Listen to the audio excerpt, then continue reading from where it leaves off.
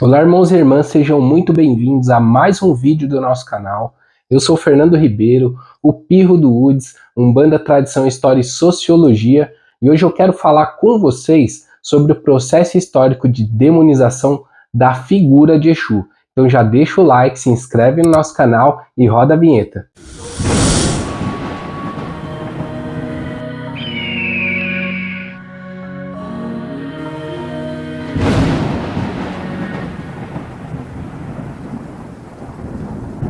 Seria Exu o demônio? Essa é a questão que permeia o imaginário popular, sobretudo aqui no Brasil, dentro ou fora dos círculos das religiões afro-brasileiras. É só a gente falar a palavra Exu que as pessoas associam a imagem de um ser horrendo, oriundo das profundezas mais obscuras, com chifres, pé de bode, tridente e capa. Mas tudo não se tratou de uma técnica do cristianismo que, ao abordar os iorubás em solo africano, procuraram sincretizar o orixá Exu com o diabo. Esse sincretismo, que já acontecia há algum tempo naquele território, se consolidou finalmente quando o bispo anglicano Samuel Coulter traduziu a Bíblia cristã para a língua iorubá, lá em 1843. Muitos tentam pintar Samuel Coulter como um vilão nesse processo, mas a gente precisa salientar que a sua jornada de vida é marcada pela escravidão. Ele foi capturado e vendido diversas vezes, e só foi enfim liberto sob a guarda de missionários cristãos que lhe incutiram na cabeça ideias cristãs em detrimento das suas crenças nativas. Quando os iorubás começaram a ser trazidos para o Brasil, antes mesmo da tradução de Crowther, já havia a assimilação de Exu como diabo na África. Os missionários cristãos, a fim de desmoralizar a fé dos africanos, utilizaram desse método para domesticá-los ao processo de servidão. O que Crowther faz é cimentar linguisticamente, enfim, esse construto que já vinha sendo efetuado há muito tempo.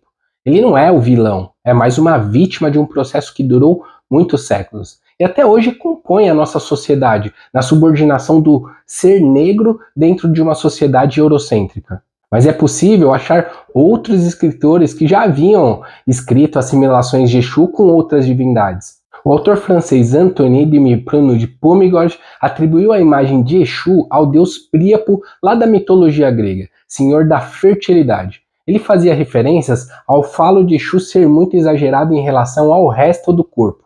Outro cara que fez assimilações sobre Exu foi um missionário americano batista, Thomas Jefferson Bowen. Ele foi o primeiro missionário batista enviado à África, mais precisamente ali na Nigéria, onde ele aprendeu a língua iorubá. Ele atuou ali antes de vir aqui para o Brasil e trazer as suas impressões. Em suas passagens sobre Exu, ele fala que, na língua iorubá, o diabo é denominado Exu, nome advindo da soma de Su, jogar fora, e Elegbara, que seria o poderoso, nome devido ao seu grande poder sobre as pessoas. Já que no Brasil ele reforça essa ideia demonizadora entre as pessoas que ele evangeliza. Então nós temos dentro do território africano uma ideia se disseminando durante séculos por missionários e exploradores europeus, falando que o Exu é o diabo. Temos gente também que, mesmo não sendo cristã, mas com um olhar totalmente eurocêntrico, fazendo assimilação da figura de Exu com divindades gregas por sua sexualidade. E temos missionários protestantes que vão para a África, assimilam o Exu como diabo e depois vêm para o Brasil disseminar essa ideia. Nisso a gente percebe que Exu ele desperta nessas pessoas essa assimilação com o diabo por ter o falo à mostra em muitas de suas imagens africanas. E também por ser uma divindade muito viva nos cultos ancestrais africanos e muito acessível também. Se alguém se sentia injustiçado, ele evocava Exu para solicitar a reparação. Esse ar livre de Exu, essa liberdade do africano em se conectar com ele, isso gera um bug na cabeça de um cristão.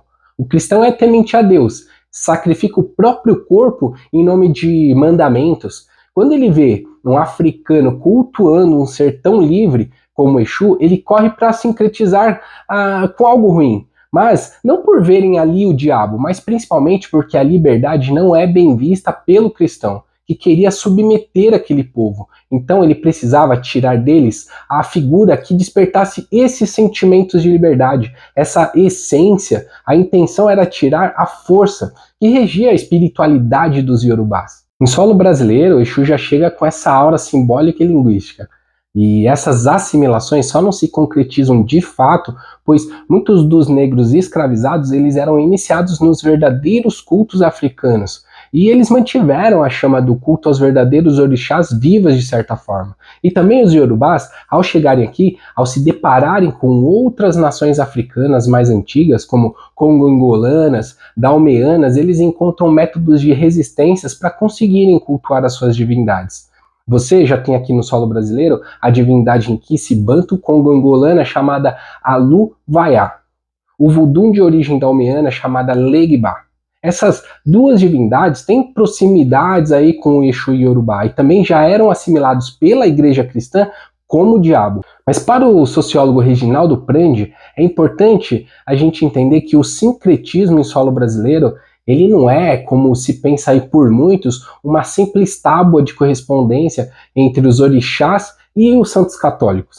Assim como não representava o simples disfarce católico que os negros davam aos orixás para poder cultuá-los livres, como de modo simplista se ensina nas escolas até hoje.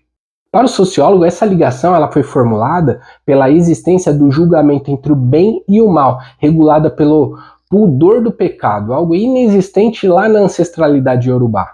Lá, o bem e o mal era assimilado de uma maneira totalmente diferente dos moldes da civilização ocidental. Então a gente tem que entender que a cristianização dos orixás resultou em perda significativa de suas características intrínsecas, ressignificando suas essências e modificando a aplicação prática dos seus rituais. Isso já vinha acontecendo com os iquices da tradição congo-angolana e com os vuduns jejes, e com os orixás iorubás aconteceria o mesmo. Mesmo na resistência, muita coisa vai se perdendo. Isso porque Exu se tornou para os negros uma forma de proteção. Se na África ele era um orixá de supra importância na religiosidade, o mensageiro intermediário entre os seres humanos e as divindades, o senhor da ordem do equilíbrio, aquele que recebeu de Olodumare a função de guardião do axé, e não tendo na sua concepção nada de maligno, já na diáspora, no processo de resistência, os negros percebem que as pessoas elas temem Exu como se fosse um diabo, então utilizam ele para assustar, para afastar as pessoas.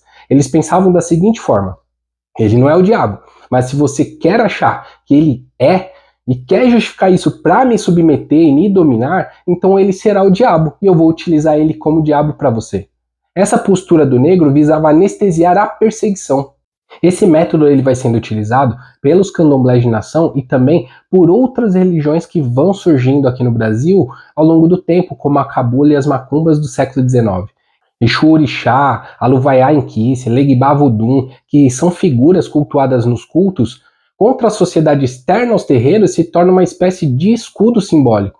É nesse molho que mora a demonização de Exu na própria Umbanda. A gente precisa entender que as macumbas têm as suas origens tanto na cabula, no santé, que são religiosidades aí de origem negra e indígena. A macumba herda dessas duas o culto à ancestralidade no solo brasileiro e a ancestralidade dos negros vindos lá da África. Os espíritos que descem por lá são ancestrais indígenas e africanas, também dos africanos que morreram em solo brasileiro.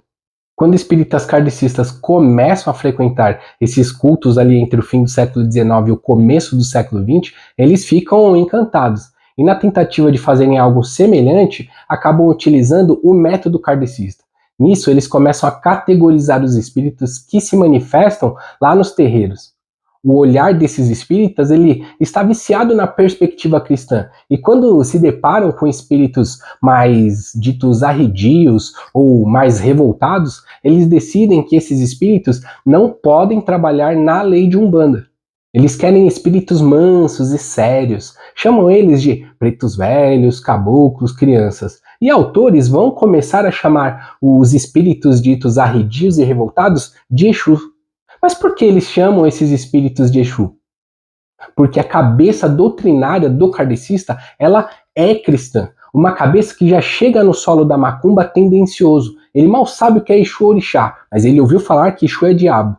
Então, ele vê um espírito ancestral de índio ou negro mais bravo, mais arredio, ele faz essa assimilação. Se não está dentro da doutrina espírita, logo é enviado do diabo. Se é o diabo, então ele é Exu. Muito semelhante com o que vemos crentes das igrejas evangélicas fazerem hoje em dia. O Exu na Umbanda ele não ganha o nome de Exu porque tem ligação histórica com o orixá Exu africano e os candomblés. Ele ganha esse nome por pura ignorância dos espíritas que entram na Umbanda durante o período de formação da religião. Como eu falei no meu outro vídeo sobre as vertentes da Umbanda, essas ideias espíritas kardecistas, elas só vão ganhar corpo mesmo dentro da religião porque essas pessoas elas são privilegiadas na sociedade. Eles não vão a fundo pesquisar e se baseiam num método muito pobre do Allan Kardec, que era eugenista, e utilizam de seus postos como advogados, médicos, policiais para bancarem os seus livros e os artigos em jornais.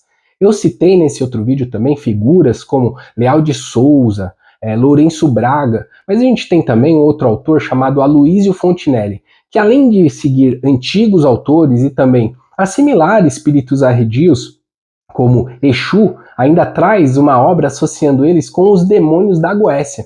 Para muitos, essa linha de raciocínio do Aloísio Fontinelli se torna muito negativa para o real entendimento que a gente precisa ter sobre o que é o Exu na Umbanda. Dessa forma, a gente consegue entender como que o orixá Exu, como divindade do panteão iorubá e cultuado no candomblé, acabou sendo demonizado. E como que ele passou a ser assimilado como espírito dentro dos terreiros de Umbanda, que foi pela ignorância de kardecistas que se diziam umbandista e que dão o nome de Exu para qualquer espírito que se manifeste e que na cabeça cristianizada deles lembrava algo parecido com o diabo do cristianismo.